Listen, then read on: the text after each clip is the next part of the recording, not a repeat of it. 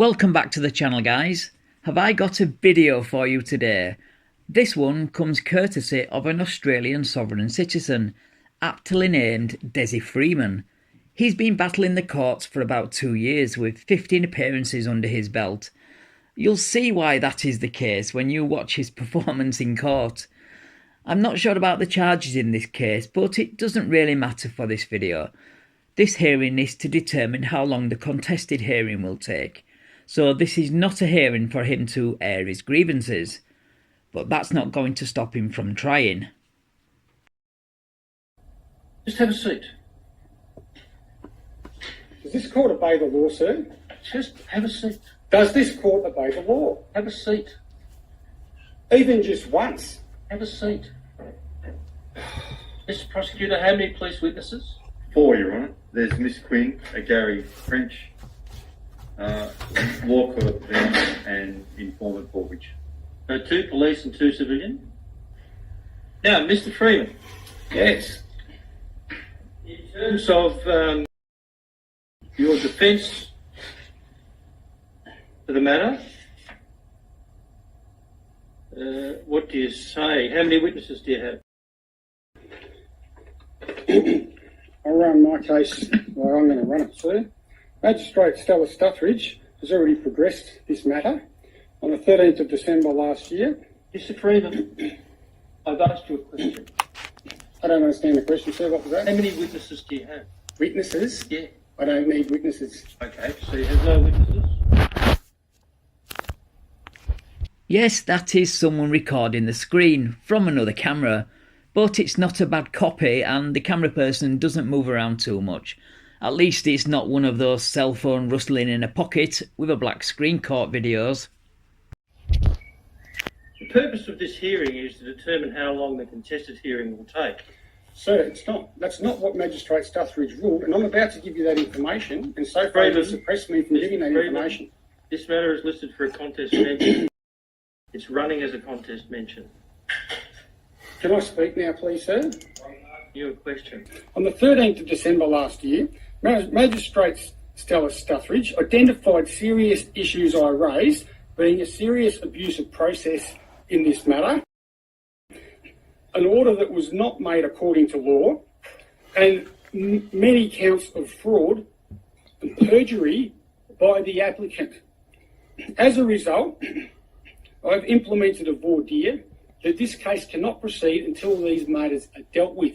That was upheld by Magistrate Stella Stuthridge, who allocated a hearing, which is now a year later, this one, and she specifically said that Magistrate Cottrell is not to sit on the matter because he was the one that caused the problem, that Magistrate Watkins cannot because he isn't biased, and that you cannot either. And then the registrar, Sam out there at the front, told me 3 weeks ago that you're one of the magistrates that had recused yourself from this matter. And I'm very angry that the registrars couldn't get it right and went and allocated this hearing while you were sitting when it was supposed to be Magistrate David Farram, according to Magistrate Stella Stuthridge. She also stated in the court, on the record, which you need to check, prosecutions are on notice that the hearing will be an application to strike the matter out, nothing else. She said it is booked in for an application to strike the matter out. She specifically told that to Prosecutor Stuart Pritchard. There has been a shocking delay in justice in the past year waiting for my hearing.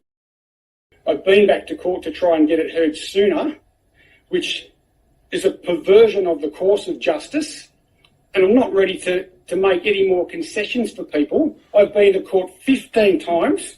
So all this is of your own doing. Why would anyone need to go through so many judges? Is it because each judge won't entertain any of your outlandish claims by any chance? I can definitely understand why you've been to court so many times. It sounds like they're running out of judges. You would have been the 5th magistrate, but as it's gone around in circle, the 4th magistrate to sit on this case. This travesty of justice and unlawfulness by Loretta Quinn, by the police and by this court has continued for 2.5 years. Even during the deaths, my family deaths I had 2 weeks after my sister-in-law dropped dead in front of the 4 kids, You and Evans and Eliades, French and Quinn and their lawyers all got in here and colluded all day long and harassed me for a full day in August. Then you adjourned it to November, and I was hounded and hammered again in the most sadistic way for a full day. And then I still didn't get the matter resolved because this court is still unable to resolve it according to law, which would only take 5 minutes. I wonder why the court doesn't have 5 minutes to address all his issues. Could it be, and I'm going out on a limb here, that he continues to bring up matters that aren't related to the subject of the hearing? Now, the crimes that were committed by Loretta Quinn and Magistrate Cottrell took 17 minutes on the court record. It has now taken me 17 months to try and get the law simply upheld and get this matter reversed. And I can assure you, I am extremely angry and extremely determined, and I have no more concessions or grace left for anyone involved, and am ready to launch private prosecutions against anyone who breaks the law in the court today. Now, I have the laws that are being broken, sir. Freeman. I'm being cut off, yeah? Okay. Magistrate Stuthridge has made no orders in this matter. The matter is listed for a contest mention today. So you're going to railroad me again, okay? I have no evidence that what you say is correct. So, in terms of not calling any witnesses, it would appear to be a factual argument. Correct, sir. I have evidence to give on the stand, sir. Well, it's a question of factual argument. I have evidence to give up there to this court. That's my right. Hey. Oh, yes, it is today. Not It is today. my right to a fair hearing. 2.5 years. Well, this needs to go to the Today, Supreme Mr. Court. Freeman. Do not adjourn this case, sir. You will be perverting the course of justice, and I will prosecute you.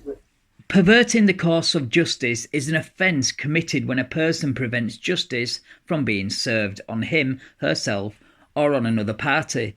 The judge adjourning the hearing is not a prevention of justice, it's delaying justice, which is normal practice, especially in a case where the court can't move forward because they have a sovereign citizen who is doing a terrible job of representing himself. What's the matter for you?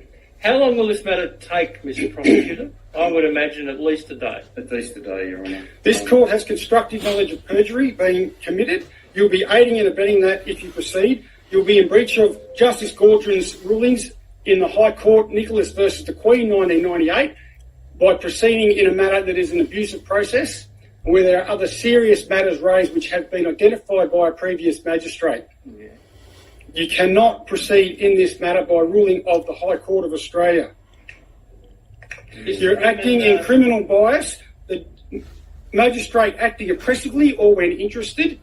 I have a right to a fair hearing and I have a right to justice. If I do not get it, this proves that this is not a court of competent jurisdiction and you will be prosecuted, sir.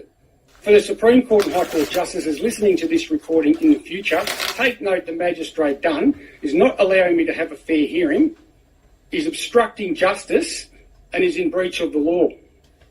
By adjourning the hearing, because even the highest courts have that ability, you are not allowing yourself to have a fair hearing by not following the court's procedure. So I have an hour allocated for this hearing. I want to get up on that stand and give some evidence. No, you're not. Okay, well, you're perverting the course of justice. I've had enough of it. You're acting oppressively and when interested, in breach of the Crimes Act. Are you available on the 5th of February? No. You cannot win with soft sits. They want everyone to dance to their tune. And when the courts deny them, it's because they are corrupt. Because of course it is. Anyway, this is the part we all came here for. Sir, you have constructive knowledge of crimes committed in this court. You are now aiding and abetting them. Are you available on the 5th of February? Peter Dunn, I arrest you for aiding and abetting. Okay, but I arrest you for acting oppressively and when interested and perverting the course of justice. You must stand down. You are now in my custody and under arrest. You are not free to leave.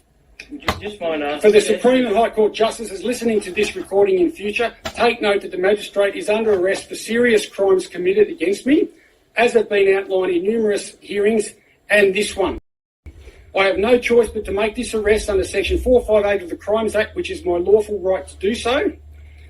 This case cannot proceed. Right, who's the highest ranking police officer here? That'd be me. Right. No. So you're obliged. No, I'm not. Excuse me. No. You're obliged. Excuse to me make for a the moment. arrest. Just excuse me, A Mr. lawful Freeman. arrest has been made. Mr. Freeman, just excuse me for a moment. Honor, please. 5th of February at this court or at Juliet? At this court or at Myrtleford? A citizen's arrest can be made when a member of the public witnesses a crime occurring and no police officer is available to apprehend the offender. So Section 458 doesn't give you the authority to arrest a sitting magistrate or an on-duty police officer. By the way, I love how the magistrate just ignored all that nonsense and just carried on with procedure.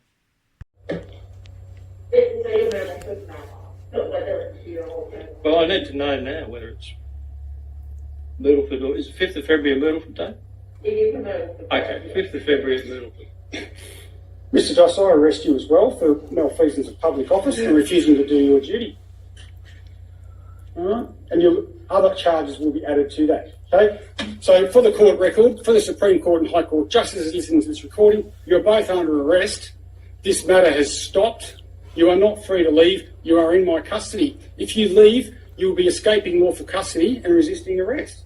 That's the law under Section 458 of the Crimes Act, which I am entitled to enact I think that's your according to the circumstances. That would be your interpretation of the law. Say what you want. Yeah. All right. Well, no, but just because you say so, Mr. Freeman, doesn't mean it's right. 5th of February. Please, then, Constable Sarah Williamson. It's now your role to arrest Mr. Dosser and Mr. Time to go, Mr. Freeman. Yeah. The matter's put in for a hearing. This is done, Mr. Freeman. You're Okay. excused from... I'll collect my papers. Thank you very much. Good job. Bless him, he's trying so hard to sound like a cop. I think if he said these exact words in any other setting, he could be looking at charges for impersonating a police officer.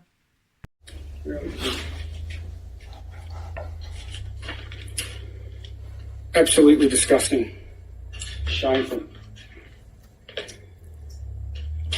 Now, the paper that you need, a document for the court, sir. I must leave here, according to law. Well, if you leave it at the front counter, that'll be just... Okay. Because you are under the Criminal Code Act, Section 83(4), because you are using force and intimidation to interfere with my Australian democratic and political right to have my case heard. Off you go, Mr. Freeman. Off you go. I arrest you, sir, and I Time to arrest leave. you. Time to leave. Time to leave. Grab your papers and off you go. So all of you police in the courtroom and magistrate are arrested according to law. This will be taken up in the Supreme Court. I'm now under duress.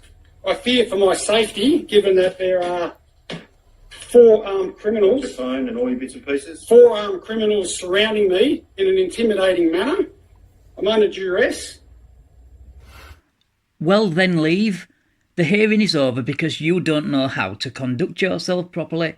You can't claim duress and intimidation when you are the one causing this scene by not leaving when you are asked to. Off you go. Bye, Mr. Freeman. Thank you for your time. You'll be receiving your charge sheet summons. Next. And that's it, another failed attempt by a sovereign citizen to arrest a judge, or magistrate, and 6 police officers. I really don't get what he expected to gain from this, like, the officers would call on their colleagues to come and arrest them on his word. It's totally delusional. But his supporters are lapping it up, calling him brave for standing up against the man, when it's nothing of the sort. Thank you so much for watching, I really do appreciate it, and thank you to all my patrons for your continued support. If you would like to support this channel and get early access to videos like this, then the link to my Patreon is in the description. Take care, and I will catch you in the next one.